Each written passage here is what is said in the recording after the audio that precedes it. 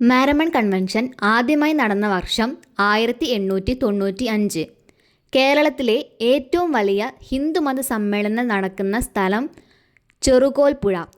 ചെറുകോൽപ്പുഴ ഹിന്ദുമത സമ്മേളനം നടക്കുന്നത് ഏത് നദീതീരത്താണ്? പമ്പ. ആറന്മുള കണ്ണാടി നിർമ്മിച്ചിരിക്കുന്നത് ലോഹക്കൂട്ട് ഉപയോഗിച്ചാണ്. വാസ്തുവിദ്യ ഗുരുകുലം സ്ഥിതി ചെയ്യുന്നത് ആറന്മുള.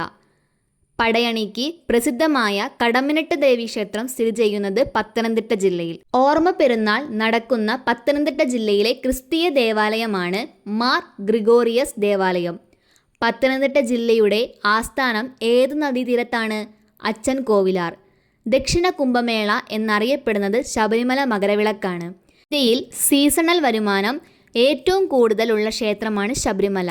ശബരിമല സ്ഥിതി ചെയ്യുന്ന താലൂക്കാണ് റാന്നി. കേരളത്തിലെ ഏറ്റവും വിസ്തൃതി കൂടിയ വനം ഡിവിഷനാണ് റാന്നി. വേലുത്തമ്പി ധവളയുടെ അന്ത്യം കൊണ്ട് ചരിത്രപ്രസിദ്ധമായ സ്ഥലമാണ് മണ്ണടി. ദക്ഷിണ ഭഗീരഥി എന്നറിയപ്പെടുന്ന നദി പമ്പ.